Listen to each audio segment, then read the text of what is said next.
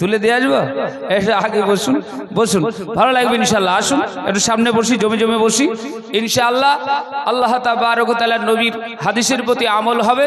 আর যদি একটা হাদিসের প্রতি আমল করেন, দুইজন উমরা হজ করেছে, আল্লাহর কাছে কবুল হয়েছে, এইরকম উমরা হজ দুইজন ব্যক্তি করেছে, তো তারা মক্কা মুকাররমা মদিনা মনোয়ারা গিয়ে নবীজির কবর জিয়ারত করে সাফা মারওয়া তওয়াফ করে আল্লাহ তাবারক ওয়া তাআলার কাছে যা নেকি অর্জন করেছে, অতগুলো নেকি আল্লাহ পাক রব্বুল আলামিন শুধু একটা আমলের বিনিময়ে, একটা হাদিসকে জিন্দা রাখার কারণে আল্লাহ আপনার আমলনামায় এতগুলো নেকি লিখে দেবেন। একবার জোরে বলি সুবহানাল্লাহ।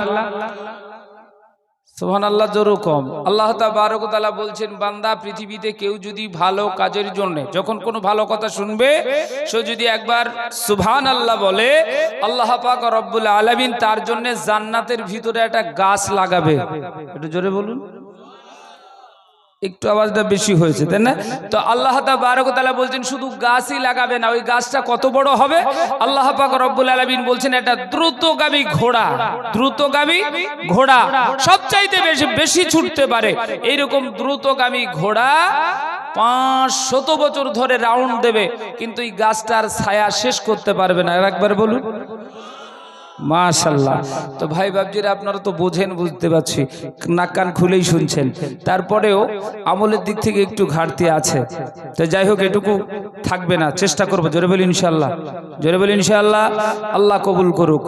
আলহামদুলিল্লাহ, আলহামদুলিল্লাহ নাহমাদুহু ওয়া নাস্তাঈনুহু ওয়া নাস্তাগফিরুহু ওয়া নু'মিনু বিহি ওয়া নাতাওয়াক্কালু আলাইহি ونعوذ بالله من شرور أنفسنا ومن سيئات أعمالنا من يهده الله فلا مضل له ومن يضلله فلا هادي له ونشهد أن لا إله إلا الله وحده لا شريك له ونشهد أن سيدنا ونبينا ومولانا محمدا عبده ورسوله الذي أرسله بالحق بشيرا ونذيرا وداعيا إلى الله بإذنه وسراجا منيرا فقد قال الله تبارك وتعالى في كلامه المجيد والفرقانه الحميد أما بعد فأعوذ بالله من الشيطان الرجيم بسم الله الرحمن الرحيم يا أيها الذين آمنوا استعينوا بالصبر والصلاة إن الله مع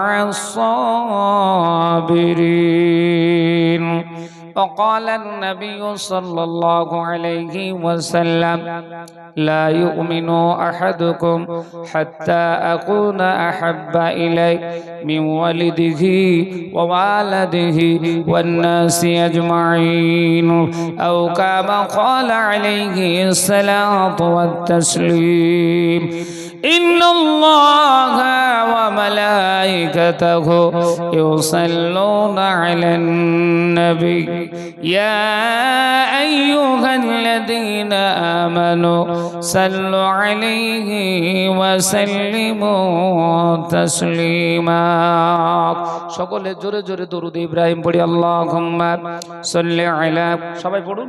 اللهم صل على محمد وعلى آل محمد كما صليت على إبراهيم وعلى آل إبراهيم إنك حميد مجيد اللهم بارك على محمد وعلى آل محمد كما باركت على إبراهيم وعلى آل إبراهيم إنك حميد مجيد আলহামদুলিল্লাহ সমস্ত প্রশংসা সমস্ত তারিফ গুণগান গুণকীর্তন আলোচনা আরাধনা স্তর স্তুতি সেই মহান আল্লাহ পাক রব্বুল আলামিনের জন্য যে আল্লাহ পাক আমাকে আপনাকে আপনাদেরকে বিভিন্ন গ্রাম থেকে ছাঁটাই বাছাই করে ঈমানওয়ালা বান্দা বান্দীদেরকে আনায়ন করে তিনার একটা রহমতি মজলিস জান্নাতি বাগানে কিছু সময় বসার তৌফিক দিয়েছেন এবং কোরআন হাদিসের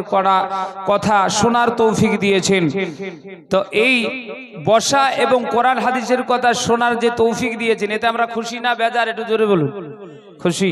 আল্লাহ পাক রব্বুল ইজ্জত আলামিন তিনি আমাদের বসা এবং শোনার তৌফিক দিয়েছেন। সেই করুণাময় আল্লাহ তাবারক ওয়া তাআলার শুকরিয়ার্থে তিনার শেখানো ভাষায় একই বাক্যে উচ্চ স্বরে প্রত্যেকেই জোরে সোরে পড়ি আলহামদুলিল্লাহ।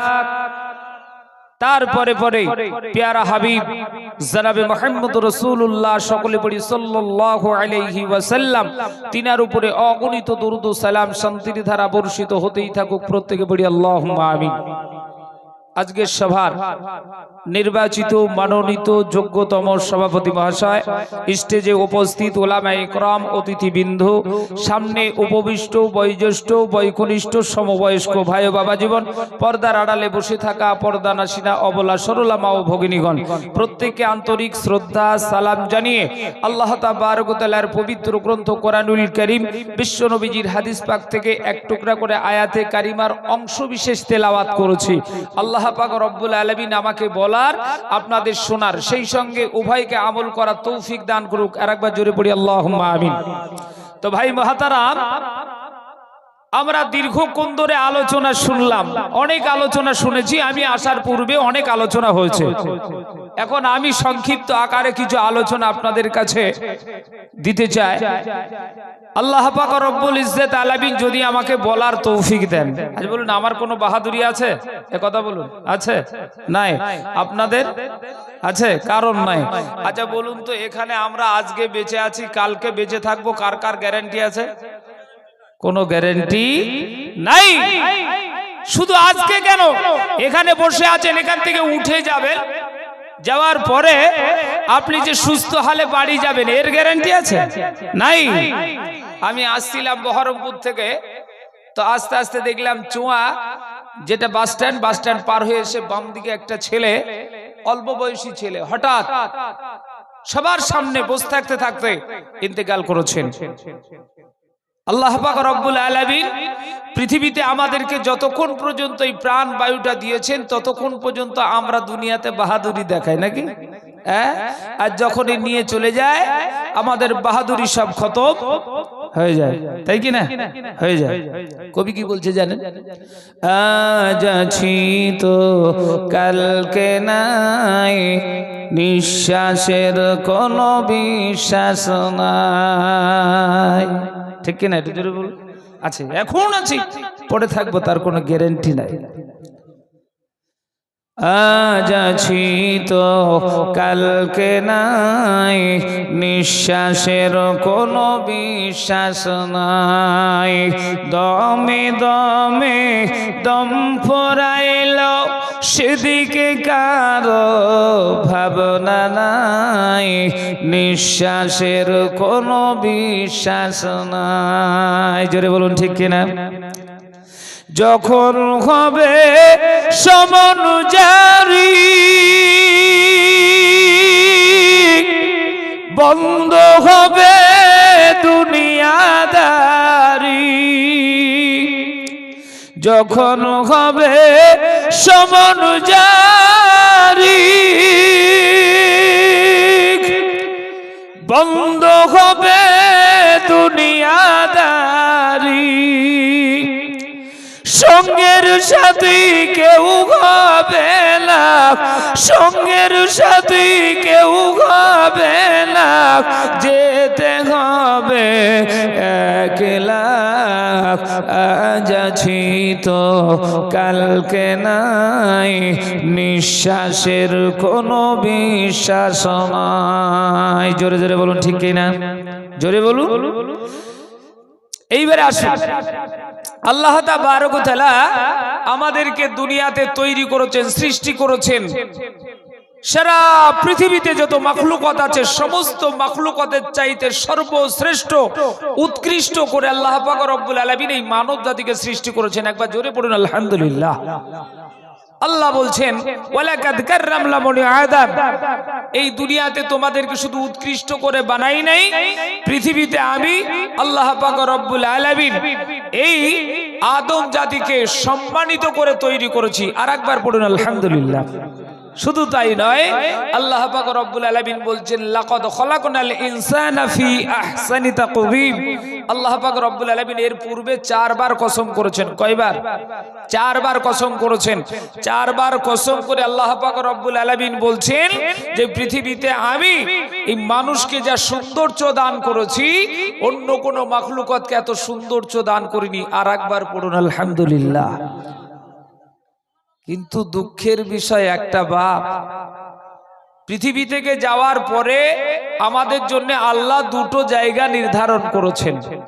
একটার নাম কোরআনের ভাষায় জান্নাত, অপরটার নাম কোরআনের ভাষায় কি? জাহান্নাম।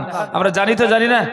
হ্যাঁ, সবাই জানি যে মরণের পরে 2টো জায়গা, একটার নাম জান্নাত আর একটার নাম জাহান্নাম। আচ্ছা, আমরা যারা এখানে বসে আছি, আমরা জান্নাতে যেতে চাই না জাহান্নামে যেতে চাই? একটু জোরে বলুন। জান্নাতে যাবেন তাও আসতে? হ্যাঁ, জান্নাতে যেতে চাই। আচ্ছা, আমরা যারা এখানে বসে আছি, আমি যদি এখন প্রশ্ন করি আপনারা মরণের পরে জান্নাতে যেতে চান, শুধু আপনি কেন? আপনি এখান থেকে উঠে বাড়ি যাবেন, ওয়াজ শেষ হয়ে যাবে, বাড়ি চলে যাবেন। বাড়ি যাওয়ার পরে আপনার বিবিকে ডেকে বলবেন, বিবি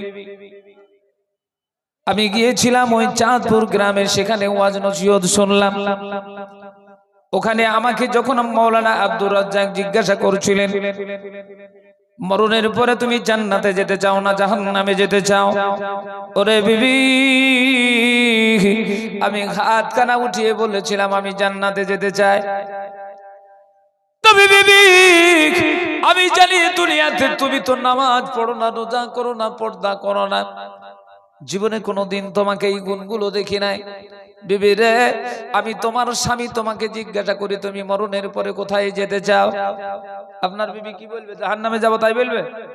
কোথায় বলবে বলুন একটু জোরে? জান্নাত। বিবি বলবে আমি জান্নাতে যেতে চাই। আপনি আপনার পাড়া প্রতিবেশীকে জিজ্ঞাসা করবেন, ভাই 5 ওয়াক্ত নামাজ আল্লাহ ফরজ করেছেন, 5 ওয়াক্ত নামাজ পড়লে আল্লাহ জান্নাত দেবে, ইরাদা করেছেন, ওয়াদা করেছেন। ওরে ভাই, জীবনে কোনোদিন তোমাকে মসজিদের চৌকাঠ পেরোতে দেখি নাই, কিন্তু তোমার কাছে আমি প্রশ্ন করি তুমি মরণের পরে জান্নাত যেতে চাও না জাহান্নামে যেতে চাও? আপনার পড়শি আপনাকে কি বলবে একটু জোরে বলুন। কি বলবে? জান্নাত যেতে চায়। সবাই জান্নাত যেতে চায়। ও পৃথিবীর মানুষ, এইভাবে করে এক এক করে করে যদি আপনি গোটা গ্রামটা করেন, গোটা এলাকাটা করেন, সবাই এক বাক্যে উত্তর দেবে মরণের পরে জান্নাতে যেতে চায়। শুধু মুসলমান নয়, আপনি হিন্দু কোনো ভাইকে গিয়ে যদি জিজ্ঞাসা করেন, ভাই একই পাড়ায় আমরা বসবাস করি, একই সঙ্গে আমরা চলাফেরা করি, তবে আমরা তো মরণের পরে জান্নাতে যেতে চাই। ভাই রে, তোমরা তো দুনিয়াতে নামাজ পড়ো না, রোজা করো না, হজ করো না, যাকাত দাও না, তবে তোমরা মরণের পরে কোথায় যেতে চাও? ওকে জিজ্ঞাসা করবেন, ওরা ওদের ভাষায় বলে স্বর্গ আর নরক। কি বলে? স্বর্গ আর নরক। আচ্ছা বলুন, হিন্দু ভাইয়েরা স্বর্গে যেতে চায় না নরকে যেতে চায়? স্বর্গে।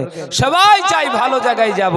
আচ্ছা, আপনাদের কাছে আমার প্রশ্ন, মরণের পরে আমরা সবাই চাই জান্নাতে যাব, তা আমরা কি সবাই জান্নাতে যেতে পারবো?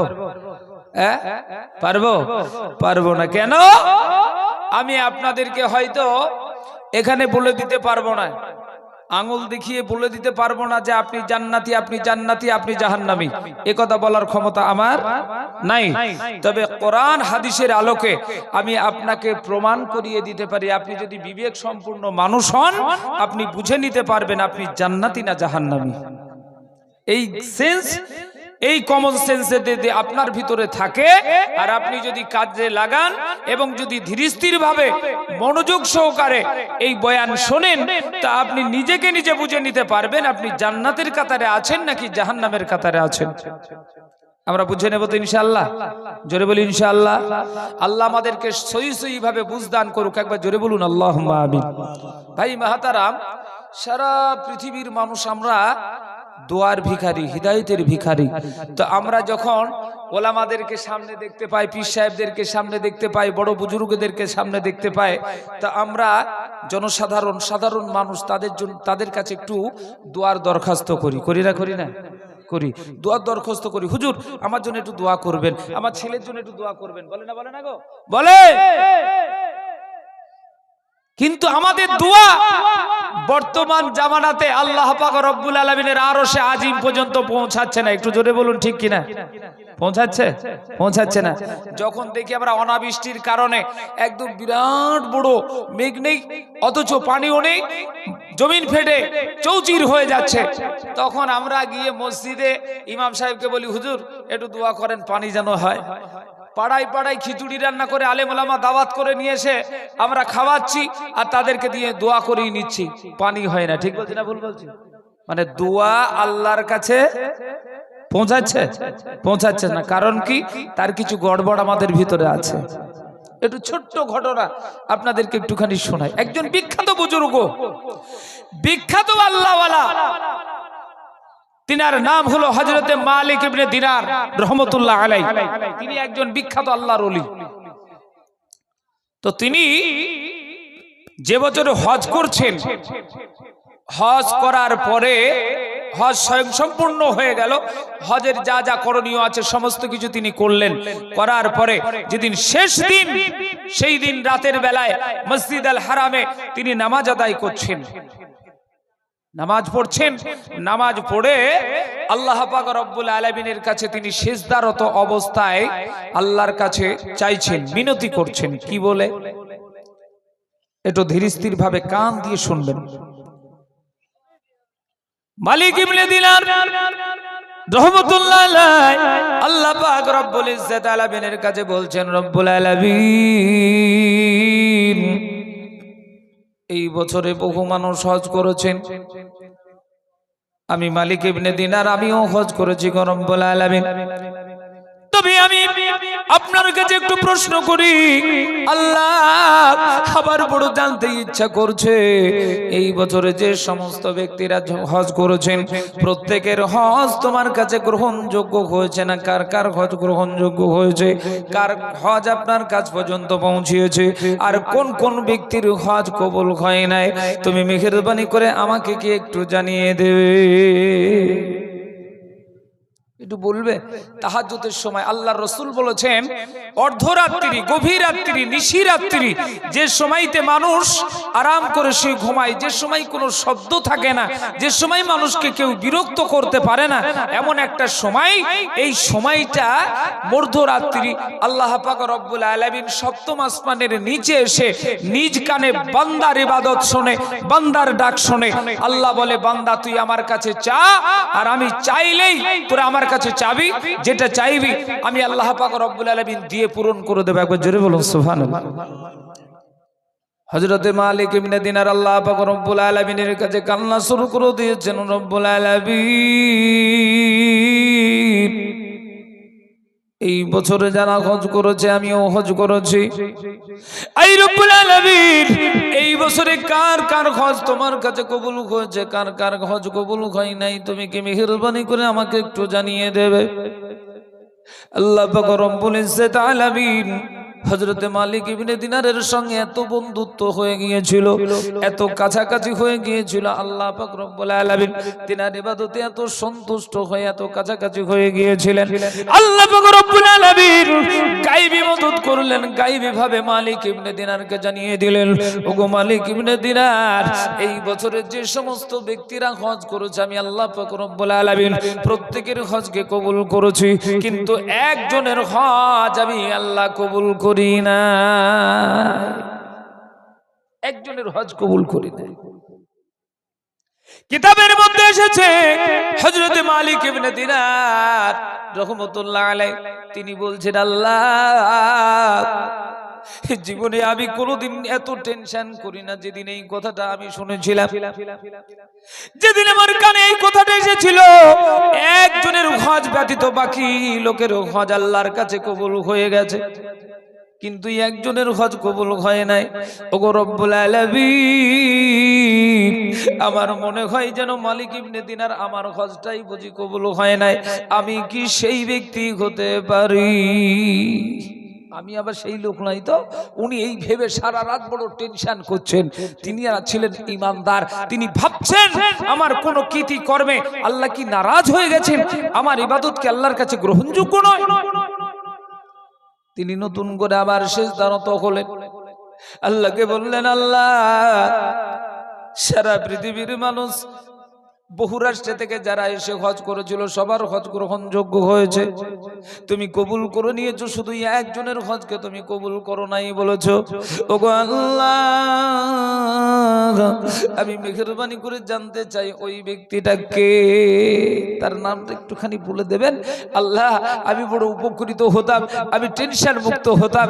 আল্লাহ পাক রব্বুল আলামিন গায়বী মদদ করে জানিয়ে দিলেন, এ মালিক ইবনে দিনার, ওই ব্যক্তিটার নাম হলো মুহাম্মদ ইবনে হারুন। এই পৃথিবীতে এমন নিকৃষ্ট জঘন্যতম অপরাধ করেছে যার কারণে আমি আল্লাহ পাক রব্বুল আলামিন শুধু আজকে নয় বিগত 40 বছরের ইবাদত আমি আল্লাহ পাক রব্বুল আলামিন তার কবুল করি নাই। একবার জোরে বলুন নাউজুবিল্লাহ। 40 বছর। হযরত মালিক ইবনে দিনার রাহমাতুল্লাহ আলাইহি তিনি গুটি গুটি পায় মসজিদ থেকে বেরিয়ে পড়লেন, নামাজ শেষ হয়ে গেল, মসজিদ থেকে বেরিয়ে পড়লেন, রাতের বেলায় তেনার ইবাদত শেষ হয়ে গেল। এইবার ফজরের সময় এলো, মসজিদে আজান হলো, তিনি নামাজ আদায় করলেন। ফজরের নামাজের পরে মুসল্লিদের দিকে মুখ করে বললেন, ওরে ভাই প্রত্যেককে আমি একটু জিজ্ঞাসাবাদ করি, এই এলাকার মধ্যে মুহাম্মদ ইবনে হারুন নামে কাউকে তোমরা চেনো? কেউ কি চেনো? তার সম্পর্কে কিছু জানো? একজন উঠে বললেন, হুজুর মালিক ইবনে দিনার রাহমাতুল্লাহ আলাইহি দিকে দৃষ্টিপাত করে বললেন, হুজুর গো ওই ব্যক্তিকে আমি চিনি, যিনি মুহাম্মদ ইবনে হারুন, ওনাকে আমি চিনি। বলে কোথায় থাকে? বলে উনি থাকে মাকামে ইব্রাহিম, যেখানে স্থান ওই জায়গার পাশে আল্লাহ পাক রব্বুল ইজ্জত আলামিন বিরাট বড় একটা বৃক্ষ দিয়েছেন, ওই গাছের তলায় সে ওখানে আল্লাহ পাক রব্বুল ইজ্জত আলামিনের ইবাদত করে। কতদিন ধরে করে? তো উনি বলছেন 40টা বছর থেকে আমি দেখছি ওই ব্যক্তিটা আল্লাহ পাক রব্বুল আলামিনের ইবাদত করে। ভাবুন 40 বছর ধরে আল্লাহর ইবাদত করছেন, তিনি সালাত আদায় করেন, আমার আপনার মতো নয়, লোক দেখানো সালাত নয়, তিনি নামাজের মধ্যে দাঁড়ালে গভীর মনোযোগে নামাজ আদায় করেন। হযরত মালিক ইবনে দিনার রাহমাতুল্লাহ আলাইহি সকাল বেলায় গুটি গুটি পায়ে চলে গেলেন। যাওয়ার উপরে মাকামে ইব্রাহিমের পাশে একটা বৃক্ষ দেখতে পেলেন, সেখানে একজন ব্যক্তি আল্লাহ পাক রব্বুল ইজ্জত আলামিনের ধ্যানে মশগুল হয়ে আছেন, তিনি সালাত আদায় করছেন। মালিক ইবনে দিনার গিয়ে পৌঁছে গেলেন, তিনি দেখছেন যে সেখানে সালাত আদায় করছেন। উনি একটু অপেক্ষা করলেন, সালাত শেষ হয়ে গেল। হযরত মালিক ইবনে দিনার রাহমাতুল্লাহ আলাইহি ডাক দিলেন, ওরে মুহাম্মদ ইবনে হারুন, তোমাকে আমি একটা কথা জিজ্ঞাসা করি। বলে কি? বলে তুমি এখানে কতদিন থেকে আছো? উনি বলেন আমার এখানে থাকা 40 বছর পূর্ণ হয়ে গেল। বলে 40 বছর কি তুমি ইবাদত করছো আল্লাহর? বলে হ্যাঁ।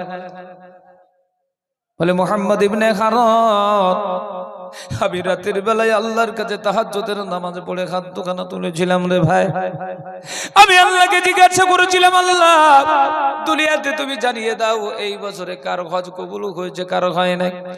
কিন্তু এই বছরে যারা যারা হজ করেছে সবার হজ কবুল হয়েছে, কিন্তু তুমি একমাত্র যে সেই বান্দা যার হজ আল্লাহর দরবারে কবুল হয় না। ওরে মুহাম্মদ ইবনে হারুন, তোমাকে আমি একটু জিজ্ঞাসা করি, তুমি মেহেরবানি করে আমাকে কি বলবে, তুমি এমন কি অন্যায় করেছো? 40টা বছর ধরে ইবাদত করো, আল্লাহ তোমার ইবাদত গ্রহণ করে না, ইবাদতটা কবুল করে না। এমন কি আমল দুনিয়াতে তোমার খারাপ আছে, এমন কি কাজ দুনিয়াতে তোমার খারাপ আছে, তুমি কি আমাকে একটু ভেঙে বলবে? ওই সময় মুহাম্মদ ইবনে হারুন চোখের পানি জড়িয়ে জড়িয়ে কান্না করছেন। চোখ দিয়ে পানি পড়ে, চোখের পানি ঝরিয়ে ঝরিয়ে দাঁড়িয়ে চুয়ে চুয়ে যখন জমিনে পড়ে, মালিক ইবনে দিনার রহমতুল্লাহ আলাইহি বলে, ভাই রে তোমাকে কান্না করতে হবে না, তোমাকে প্রশ্ন করেছি তুমি শুধু উত্তর দাও, তুমি আমার প্রশ্নের জবাবটা দাও, প্রশ্নের উত্তর দাও। বলে হুজুর গো,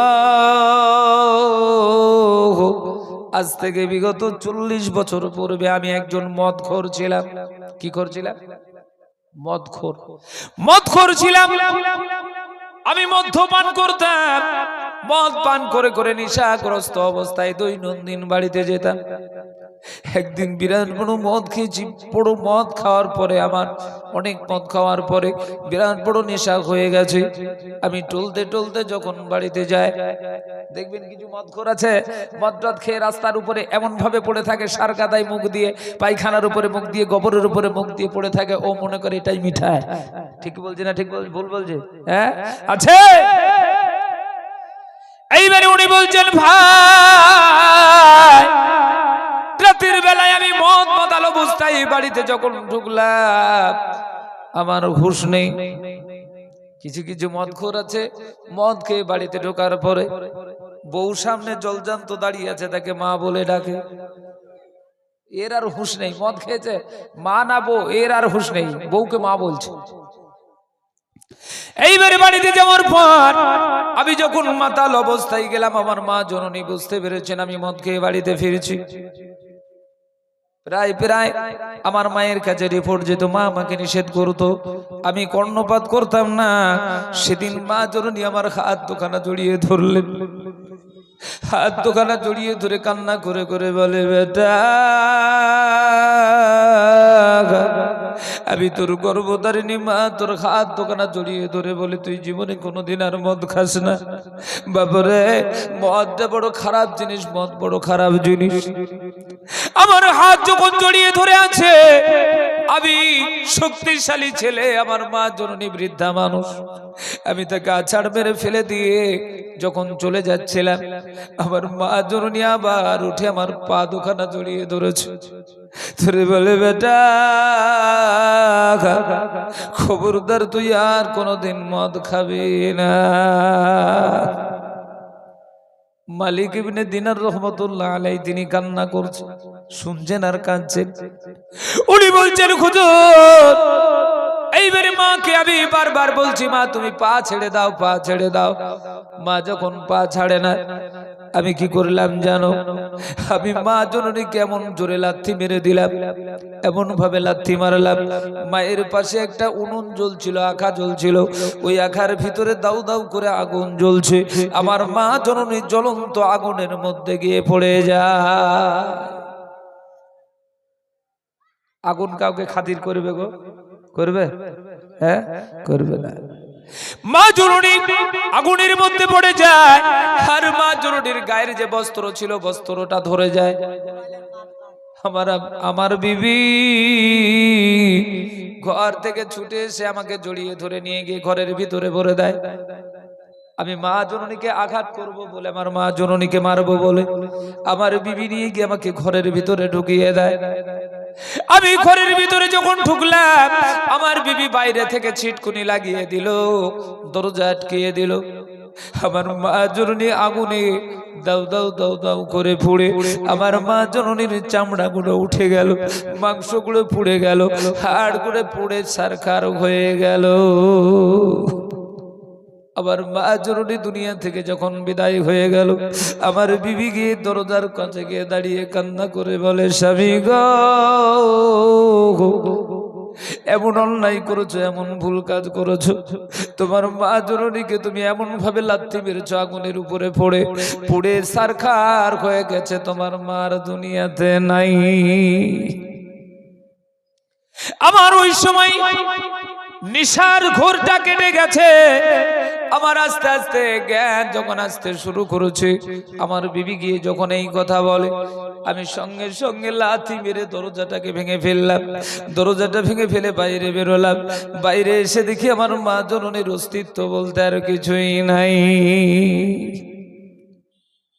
হযরতে মালিক ইবনে দিনার রাহমাতুল্লাহ আলাইহি ও ঝরনয়নে কান্না করছেন, চোখের পানি ঝরাচ্ছেন। তিনি একজন বিখ্যাত ওলি।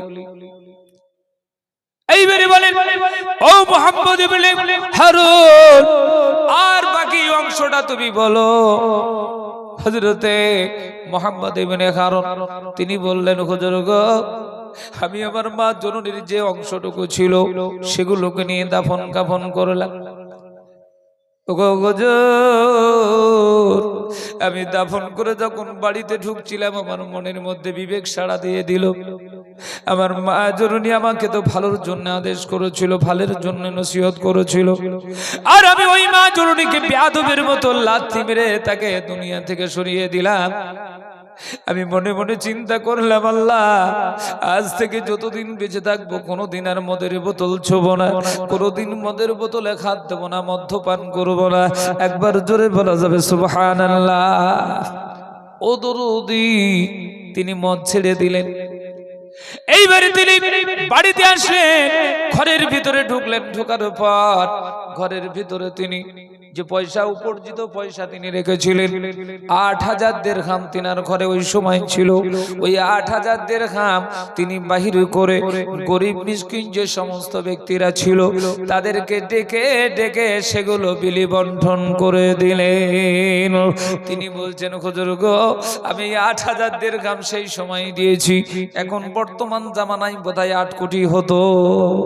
এত মূল্যবান সম্পদ।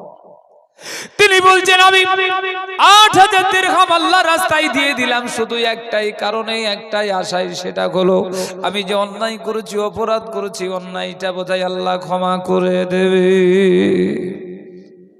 বলে, হুজুর গো,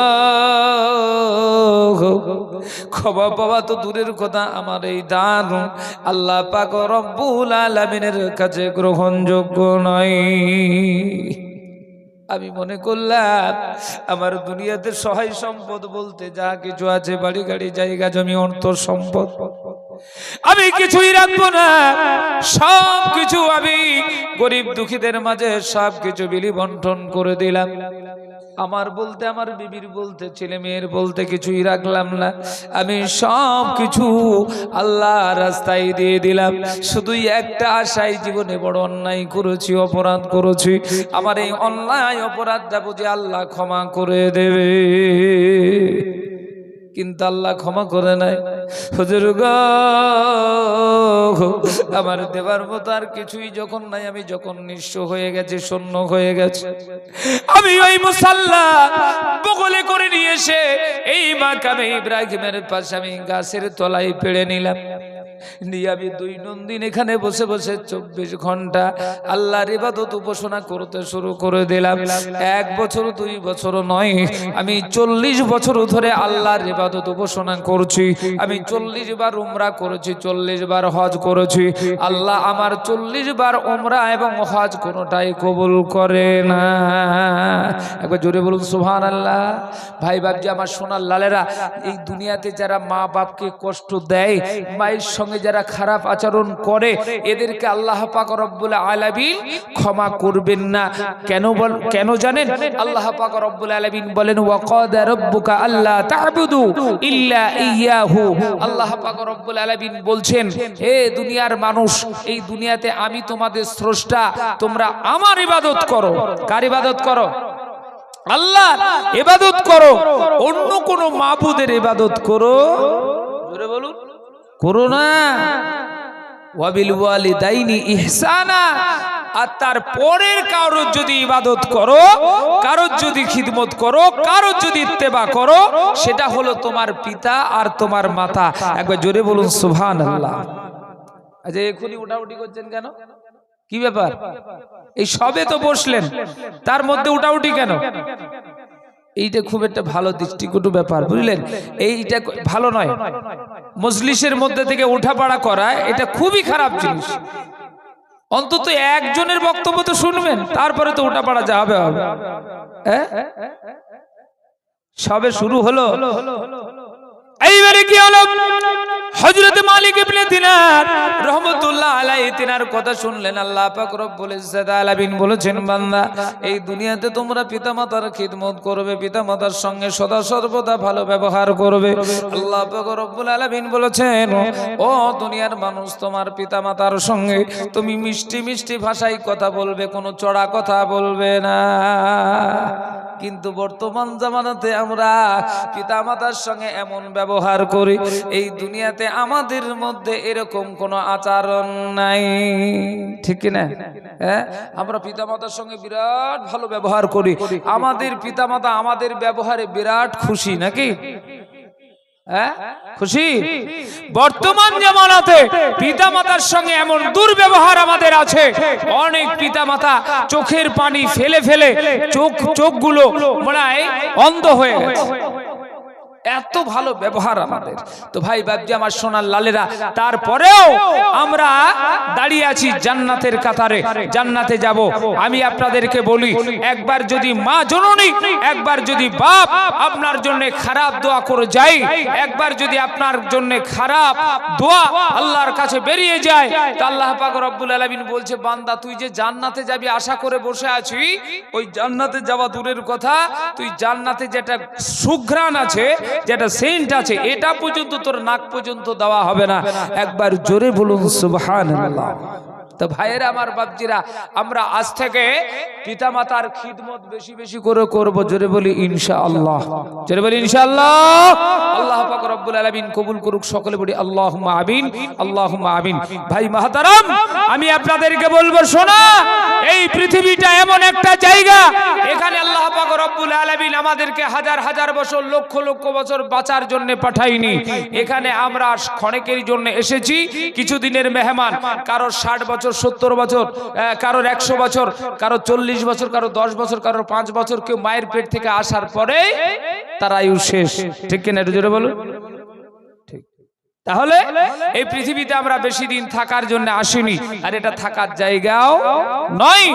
এই জন্য আল্লাহ পাক রব্বুল আলামিন বলেছে, বান্দা পৃথিবী থেকে তোমাদেরকে কিছু পুঁজি সংগ্রহ করে দুনিয়া থেকে নিয়ে যেতে হবে। আল্লাহ রাসূল বলছেন, বান্দারে এই দুনিয়াতে যতদিন তোমরা বেঁচে থাকবে, যতদিন পর্যন্ত তোমাদের জীবন আল্লাহ রেখে দেবে, ততদিন দুনিয়াতে তোমরা নামাজ পড়তে পারবে, ততদিন রোজা করতে পারবে, ততদিন তোমরা দান সাদকা করতে পারবে, ততদিন তোমরা দুনিয়াতে হজ করতে পারবে। দুনিয়াতে যতদিন তোমাদের প্রাণ থাকবে, ততদিন তোমাদের ইবাদত উপাসনা করা সম্ভব হবে। যেদিন তোমাদের মৌতের ডাক এসে যাবে, মালিকুল মৌত এসে যখন তোমাদেরকে খানা দেবে, সেদিন থেকে সমস্ত আমলের দরজাগুলা বন্ধ হয়ে যাবে। একবার জোরে বলুন সুবহানাল্লাহ। ও দরদি মুসলমান, এখন দেখা যায় এখানে যারা বসে আছেন, কিছু কিছু মানুষ যাদের সময় হয়তো এমন একটা জায়গায় এসে গেছে, আজ দিনটা হয়তো তার জন্য সুযোগ, পরের দিন আর তার সুযোগ থাকবে না, ঠিক না? হ্যাঁ, পরের দিন আর সুযোগ থাকবে না। এই জন্য বললে মুসলমান, সারা ভারতবর্ষের মধ্যে একটুখানি তাকান, সারা বিশ্বের দিকে একটুখানি তাকান। রাতের বেলায় গাজার মুসলমানেরা, ফিলিস্তিনের মুসলমানেরা রাতের বেলায় শয়ন অবস্থায় আছেন, হঠাৎ করে বাজগা পড়া মতো বোমা পড়ে গেল, আর শত শত মানুষ তারা বোমার আঘাতে পড়ে মারা গেল। ও দরদি মুসলমান, আজ ভারতবর্ষের মাটিতে কত জায়গায় দেখা যায় মুসলমানরা ইবাদত করবে, উপাসনা করবে, তারা আল্লাহকে ডাকবে, আল্লাহকে স্মরণ করবে। এই মসজিদ ঘর সুন্দর করে তারা সাজিয়েছে, তৈরি করেছে। আজকে বেঈমানের দলেরা সেগুলোকে আক্রমণ করে করে বুলডোজার দিয়ে জিসিবি দিয়ে সেগুলোকে ভেঙে ফেলা হচ্ছে, ভেঙে দেওয়া হচ্ছে। আজ মুসলমান আমরা যদি একটু চোখ কান খুলে না চলি, আজকে যদি আমরা মুসলমান শক্তপোক্ত না হই, আজকে যদি ঈমানটা মজবুত না করি, ভাই গো দুনিয়াতেও শান্তি নাই, আখিরাতেও শান্তি নাই। আপনি মনে করছেন দিল্লিতে মসজিদ ভেঙেছে তো আমার কি, আমার এলাকায় ভাঙে নাই? ও দরদি মুসলমান, এক এক করে আপনি যদি দুর্বল হতে থাকেন, আজ দিল্লিতে ভেঙেছে কাল আপনার ভাঙবে না, এই গ্যারান্টি কোনো মানুষ দিতে পারবে না। পারবে গো? পারবে না। কালকে আমাকে সে হানা দেবে। এই জন্য বলবো, শোনা, আমি যখন বাড়ি থেকে বেরিয়েছি তার আগে থেকে কয়েকদিন আগে থেকেই শুনেছি আপনারা একটা নতুন আল্লাহ পাক রব্বুল আলামিনের ঘরকে প্রতিষ্ঠিত করতে চান। ঠিক বলছি না ভুল বলছি? মসজিদ ঘর, এই মসজিদ ঘর আল্লাহ পাক রব্বুল আলামিনের ঘর। আল্লাহ পাক রব্বুল আলামিন বলেছেন, বান্দা যারা দুনিয়াতে আল্লাহ পাক রব্বুল আলামিনের ঘরকে সুরক্ষিত রাখার জন্য এবং এই ঘরটাকে মেরামত করার জন্য আল্লাহ পাক রব্বুল আলামিনের রাস্তায় সাহায্য সহযোগিতা করে, তারা যেন স্বয়ং আল্লাহ পাক রব্বুল আলামিনকে সাহায্য করে। একবার জোরে বলুন সুবহানাল্লাহ। তো ভাই বাপজি আমার সোনাল্লাহরা, আল্লাহ রাসূল বলেছেন, বান্দা এই পৃথিবীতে কেউ যদি দুনিয়াতে বেঁচে থাকতে জান্নাত দেখতে চায়, কেউ যদি জান্নাত দর্শন করতে চায়, আল্লাহ রাসূল সাল্লাল্লাহু আলাইহি সাল্লাম তিনি বললেন সেই যেন গিয়ে জান্নাত খানা, জান্নাত অর্থাৎ সেই জায়গাটার নাম হলো মসজিদ, সে যেন মসজিদে গিয়ে পা রাখে। যে ব্যক্তি মসজিদে পা রাখলো সে যেন আল্লাহ পাক রব্বুল আলামিনের জান্নাতে পা রাখলো। একবার জোরে বলুন সুবহানাল্লাহ। ভাইরা বাজিরা আমার সোনাল্লালেরা, এই জন্য আমি বলবো সারা বিশ্বের মুসলমান আজ দুনিয়ার জগতের উপরে ঐক্য হতে হবে, একত্ববাদ হতে হবে।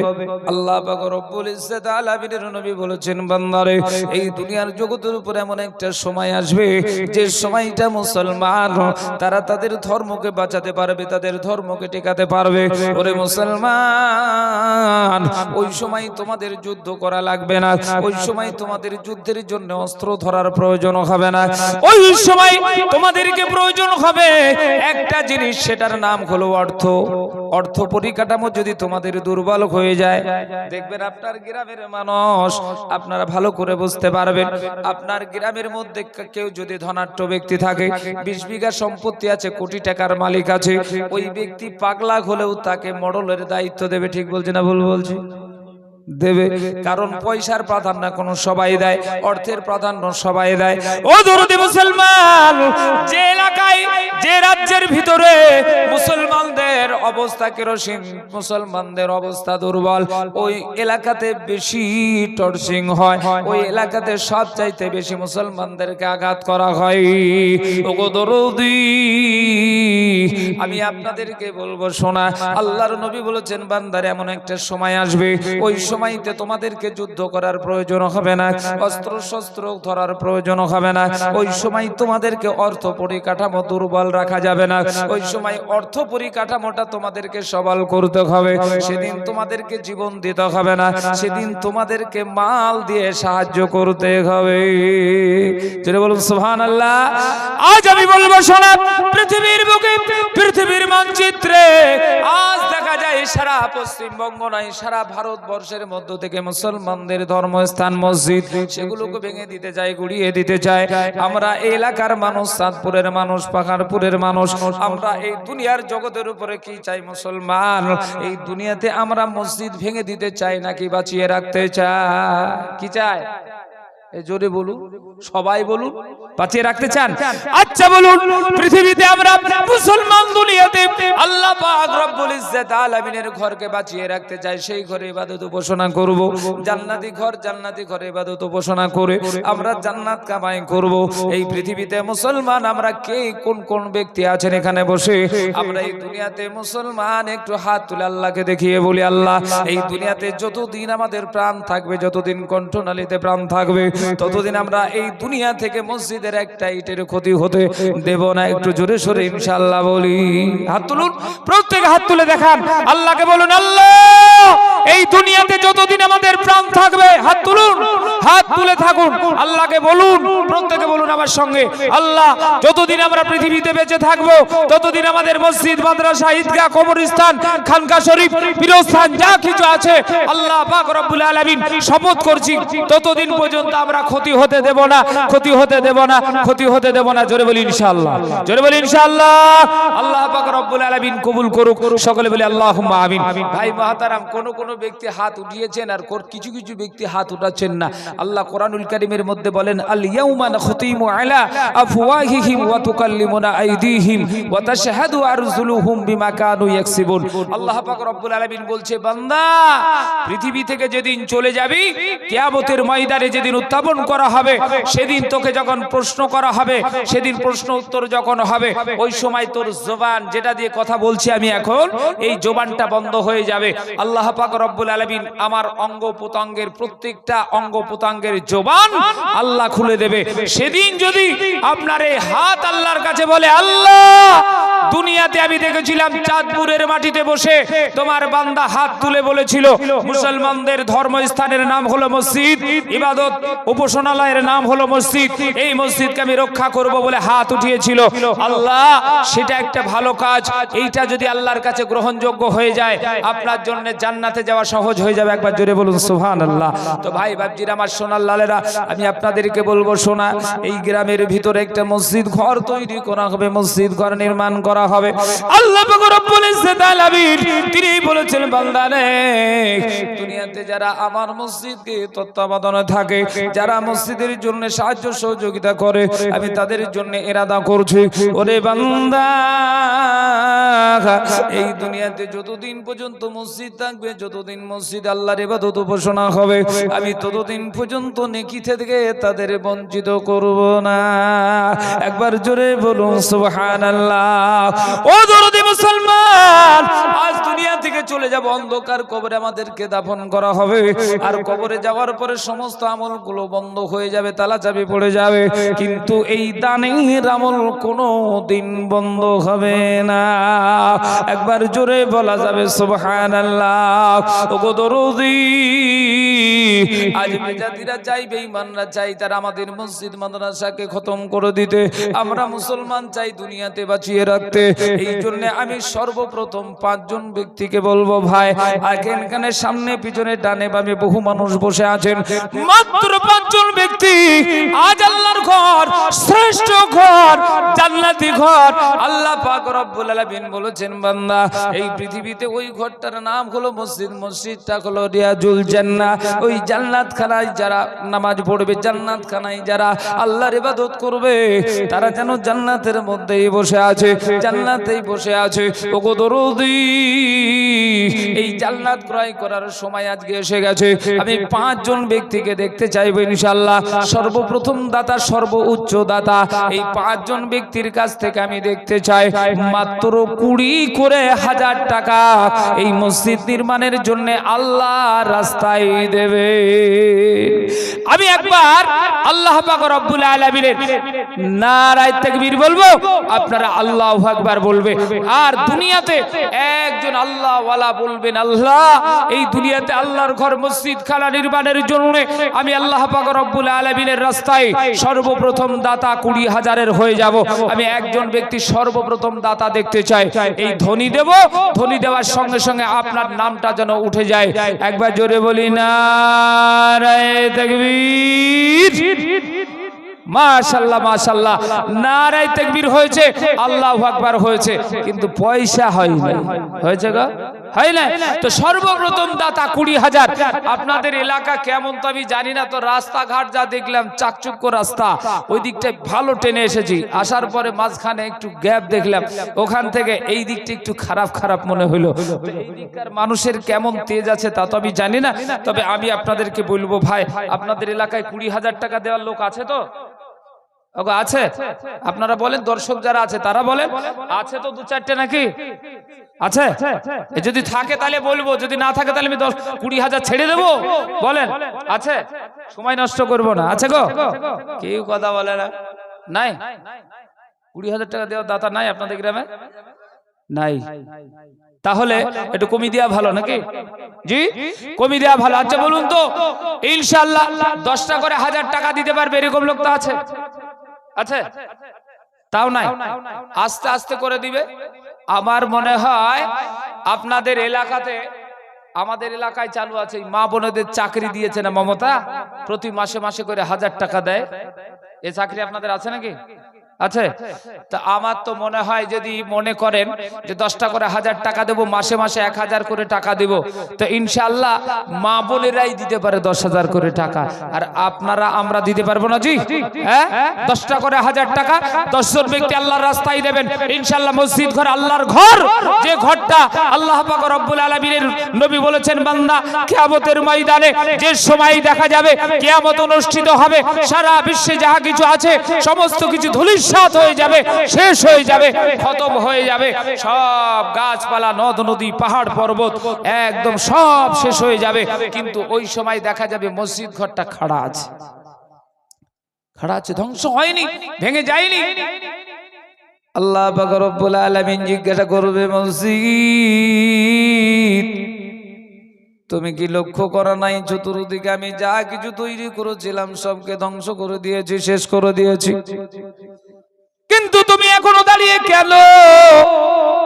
ওই সময় এই মসজিদ আল্লাহর কাছে বলবে আল্লাহ তুমি তো ইরাদা করেছিলে, ওয়াদা করেছিলে পৃথিবীতে যারা মসজিদ বানাবে মসজিদে ইবাদত করবে আল্লাহ তাদেরকে তুমি ক্ষমা করে দেবে, তাদেরকে জান্নাতে দেবে।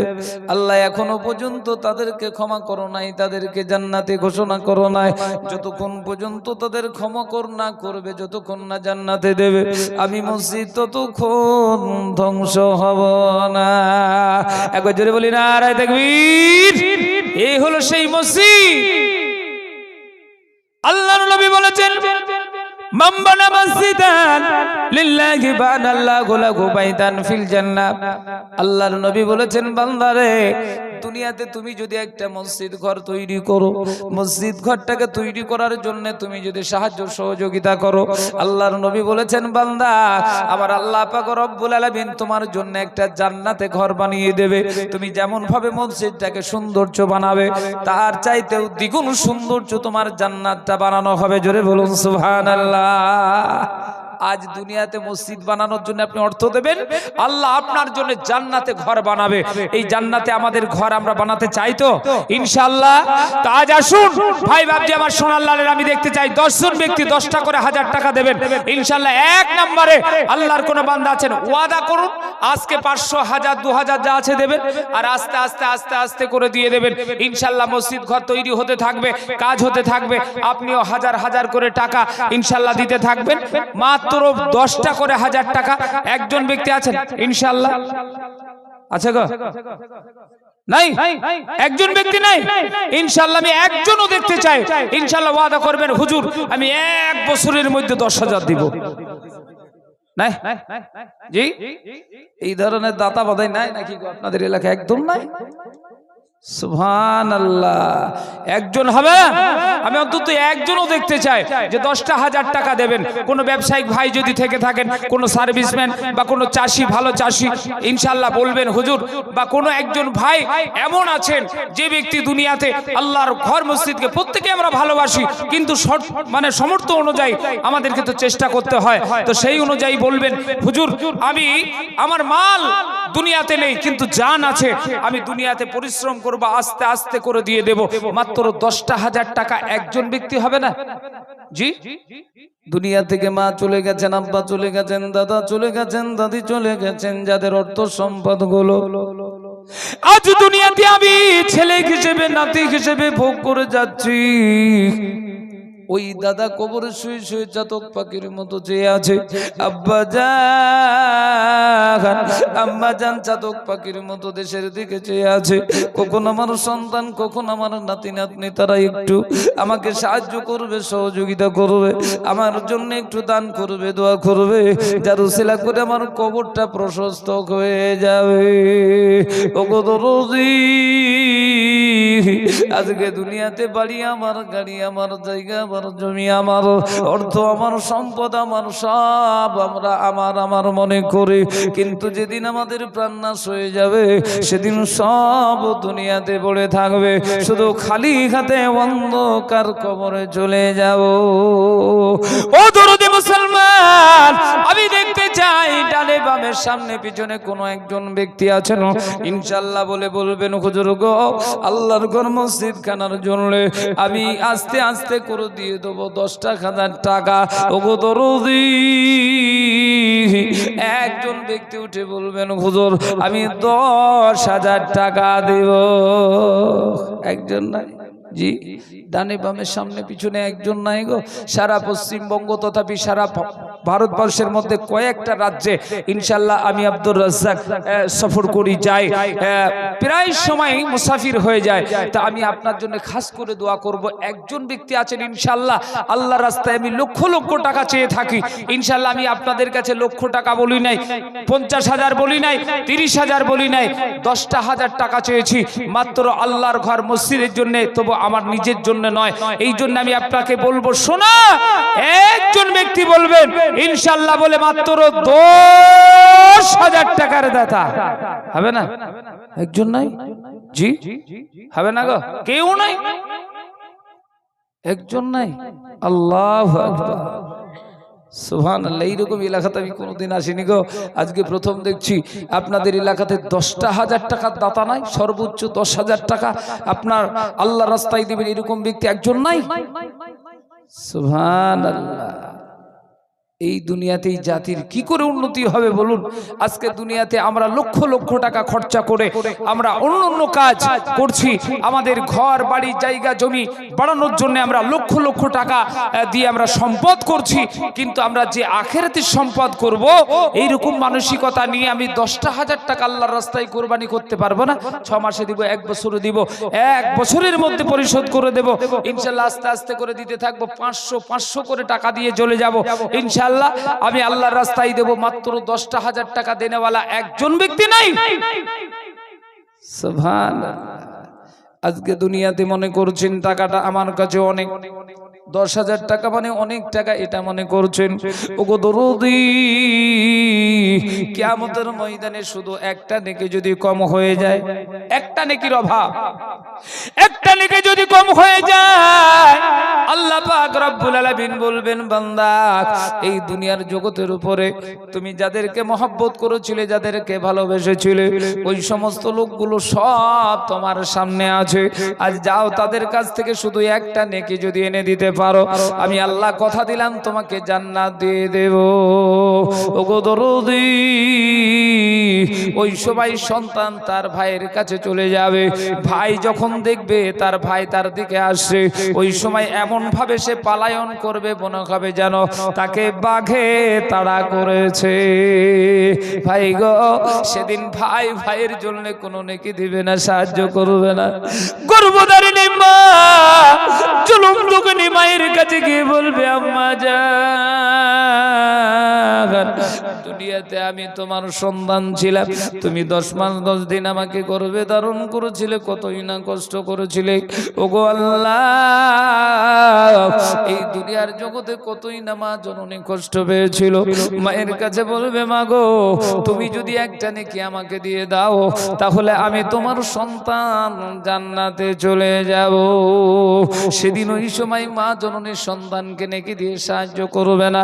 ও দরদি মুসলমান, এক এক করে নিজের সন্তান আদি ছেলে মেয়ে বিবি বাল বাচ্চা সবার কাছে যাওয়া হবে, কেউ সেদিন একটা নেকি দিয়ে সাহায্য করবে না। কিন্তু আল্লাহ বলেছেন, বান্দারে, এই দুনিয়াতে যেটা সে অর্থটা তুমি আল্লাহর রাস্তায় কোরবানি করেছো, আল্লাহর ঘর মসজিদ বানানোর জন্য কোরবানি করেছো, আমি আল্লাহ এই দানটা তোমার জন্য জমাকৃত আমানত হিসেবে রেখে দিয়েছি, আজকে তোমাকে উপহার দেব। জোরে বলুন সুবহানাল্লাহ। দরদি মুসলমান, সেদিন একটা নেকি কেউ কাউকে দিবে না। আল্লাহ কোরআনে বলেছেন, ইয়াউমা ইয়াফিরুল মারউ মিন আখি ওয়া উম্মিহি ওয়া আবি ওয়া সাহিবাতিহি ওয়া বানি। সেদিন কোন ভাই ভাইকে নেকি দিবে না, মা সন্তানকে দিবে না, বাপ সন্তানকে দিবে না, সন্তান বাপকে দিবে না, সেদিন বিবি স্বামীকে দিবে না, কেউ কাউকে একটা নেকি দিয়ে সাহায্য করবে না। তাই ভাই বাবজিরা আমার সোনার লালেরা, আমি দেখতে চাই একজন ব্যক্তি হবে যে ইনশাআল্লাহ আমার ইজ্জতটা আল্লাহ পাক রব্বুল আলামিন আমার বাঁচাবে এবং আপনারা বাঁচাবেন ইনশাআল্লাহ। মাত্র 10,000 টাকা ওয়াদা করুন, 1 বছরও দেবে। একজন হবে না? জি, আমার বড় আশা ছিল বুঝলেন। 10,000 টাকা দেবেন ইনশাআল্লাহ আল্লাহর ঘর মসজিদের জন্য। 10,000 টাকা, মাশাআল্লাহ 10,000 টাকার দোয়া করতে করতে আমি হাঁপিয়ে যাই। মাশাআল্লাহ আজকেই আমার মনে হয় আমার জীবনের রেকর্ড হবে যে আজকে 10,000 টাকা চেয়ে আমি আজকে পেলাম না, এইরকম দিন আমার জীবনে বোধহয় আজকেই প্রথম হবে। তো ভাই বাবজি আমার সোনার লালেরা, যদিও থাকেন একজন আল্লাহওয়ালা মানুষ, আল্লাহ পাক রব্বুল আলামিনের দিনকে ভালোবাসে, আল্লাহ পাক রব্বুল আলামিনের ঘর মসজিদকে ভালোবেসে আল্লাহর রাস্তায় মাত্র 10,000 টাকা ওয়াদা করবেন। একজন আছেন ইনশাআল্লাহ?